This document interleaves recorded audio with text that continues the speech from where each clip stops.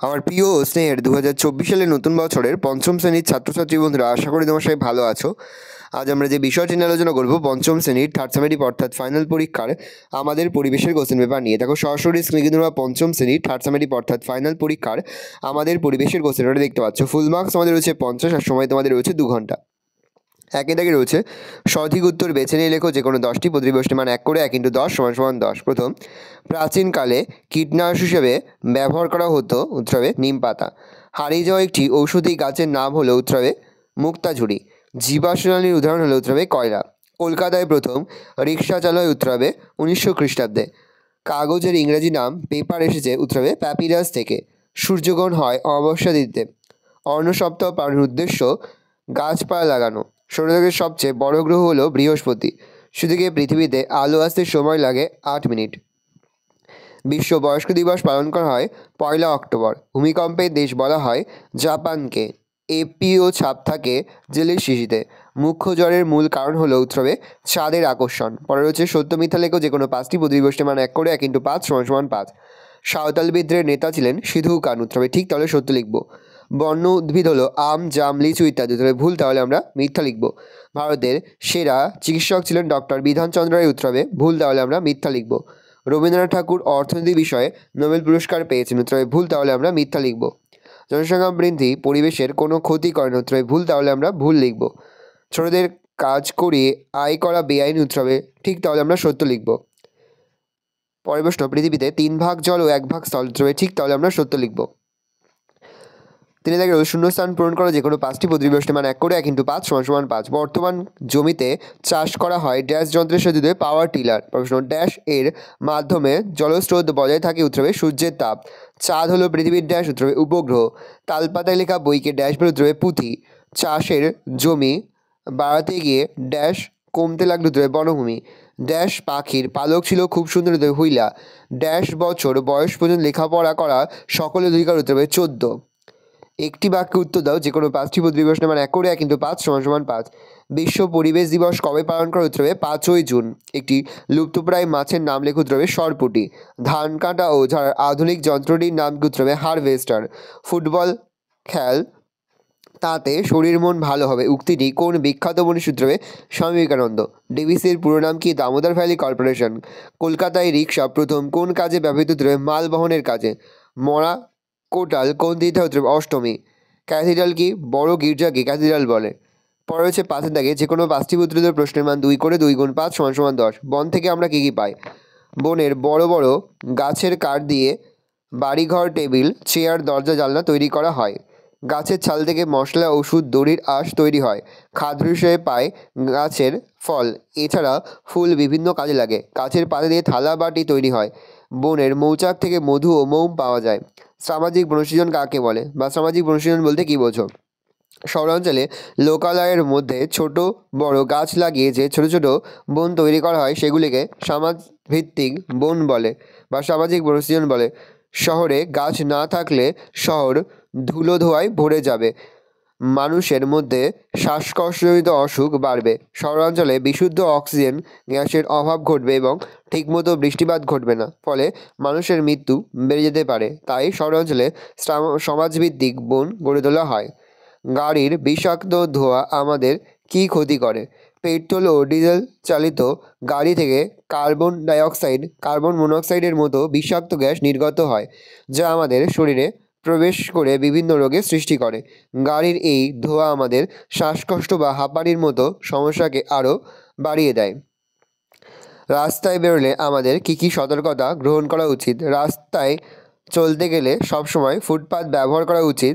রাস্তা পারাপারের সময় সবুজ সিগন্যাল হলে জেব্রা ক্রসিং বরাবর রাস্তা পার করা উচিত। আবহাওয়া বিজ্ঞান কী?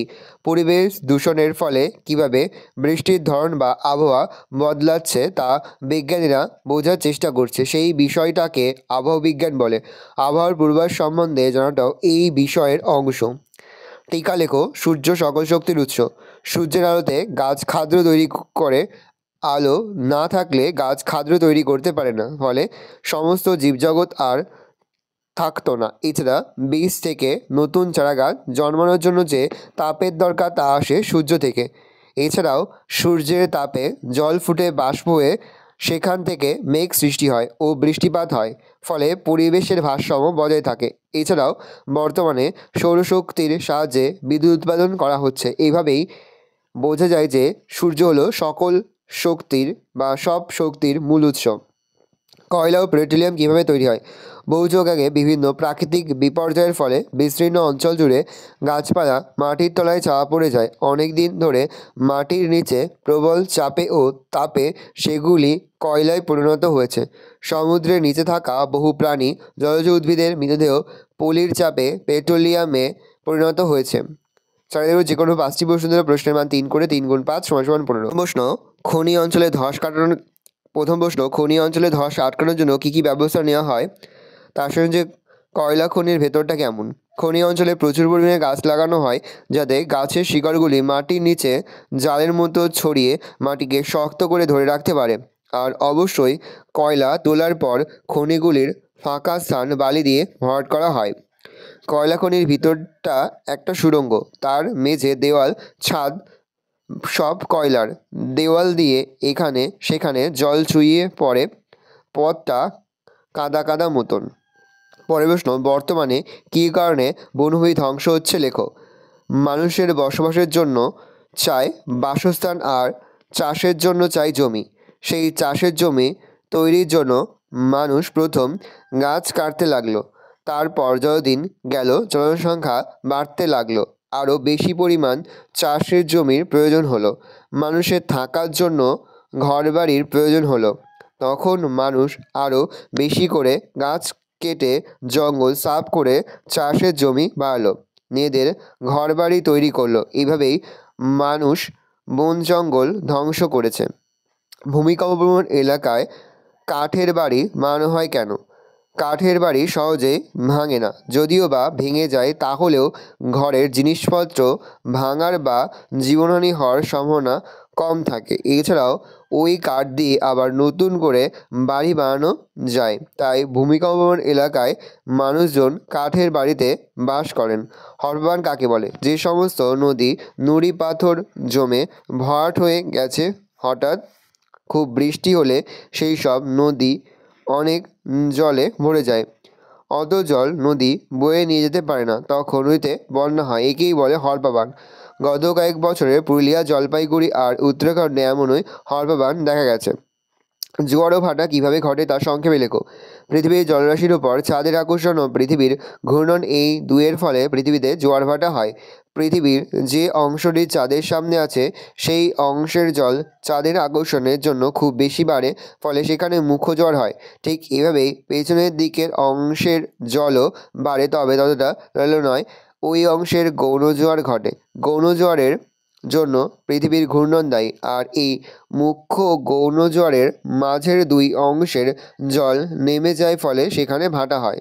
প্রশ্ন, কোনো জিনিস কিনতে গেলে যাচাই করতে হবে কেন? আজকাল অনেক ব্যবসায়ী বেশি লাভের জন্য নানা অসৎ উপায়ে জিনিস বিক্রি করে থাকে বা বিভিন্ন অসৎ উপায়ে জিনিস বিক্রি করে থাকে। তারা জিনিসের দাম প্রয়োজনের তুলনায় বেশি নিয়ে কোনো দ্রব্যের পরিমাণ প্রয়োজনের তুলনায় কম দিয়ে ভালো জিনিসের বদলে একই দামে নিম্নমানের জিনিস দিয়ে উপভোক্তাদের ঠকিয়ে থাকে। তাই কেনাকাটার সময় আমাদের সচেতন থাকা দরকার। প্রত্যেকটা জিনিস যাচাই করে কেনা উচিত, যাতে আমরা ঠকে না যাই। শিশুদের অধিকারগুলি কী? শিশুদের কয়েকটি অধিকার হলো: ক, বেঁচে থাকার অধিকার; খ, খাদ্য পানীয় জল পাওয়ার অধিকার; গ, স্বাস্থ্য ভালো রাখা, অসুখ হলে চিকিৎসা পাওয়া; ঘ, অবৈতনিক ও বাধ্যতামূলক শিক্ষা লাভ; ঙ, নিজের নাম পরিচয় জানা ও প্রকাশ করা; চ, নিজের মত প্রকাশ ও আলোচনার স্বাধীনতা; ছ, মারধর বা মানসিক পীড়ন থেকে সুরক্ষা। লিঙ্গ বৈষম্য বলতে কী বোঝো? লিঙ্গ বৈষম্য রোধে তুমি কী করতে পারো? আমাদের সমাজে নারী পুরুষ ও পুরুষের মধ্যে ভেদাভেদ করার মতো সামাজিক ব্যাধির নামই হলো লিঙ্গ বৈষম্য।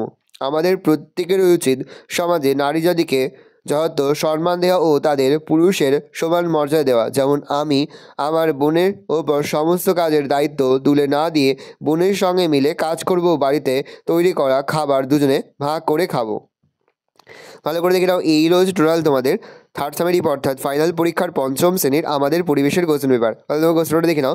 আশা করি ভিডিওটা ভালো লেগেছে। ভিডিওটা ভালো লাগলে ভিডিও লাইক করতে ভুলবেন না। আর আমার চ্যানেল নতুন হও লাল কালার সাবস্ক্রাইব প্রেস করে পাশে বেল আইকনটা প্রেস করো, যখন নতুন কোনো ভিডিও আপলোড করি সবার ফার্স্ট নোটিফিকেশন পেয়ে যাও। আর এই ভিডিওটি তোমার বন্ধু বান্ধবী আত্মীয়স্বজন সবার মধ্যে কিন্তু অনেক শেয়ার করে যে বছর পঞ্চম শ্রেণীতে পড়ছে। আমরা কিন্তু ইতিমধ্যে পঞ্চম শ্রেণীর প্রতিটি বিষয়ের সিলেবাস, প্রশ্নকার এবং নমুনা প্রশ্নপত্র কিন্তু আপলোড করে দিয়েছি। তোমাদের এখনও পর্যন্ত সেই ভিডিওগুলো না দেখে থাকো, ভিডিওগুলো কিন্তু তাড়াতাড়ি দেখে নাও। তোমাদের সকলকে জানাই আগাম পরীক্ষার অনেক শুভেচ্ছা এবং অভিনন্দন। একেবারে ভিডিও শেষে স্ক্রিনে তোমরা একটা প্লেলিস্ট দেখতে পারবে, তার উপরে ক্লিক করলে সমস্ত ভিডিওগুলো কিন্তু তোমরা পর দেখে নিতে পারবে। কোনো প্রশ্নের উত্তর লিখতে বা বুঝতে যদি কোনো রকম অসুবিধা হয় তাহলে কিন্তু নির্দ্বিধায় কমেন্ট সেকশনে কমেন্ট করে জানাতে একদমই ভুলবে না। ভালো করে তোমরা কোশ্চেনটা দেখে নাও।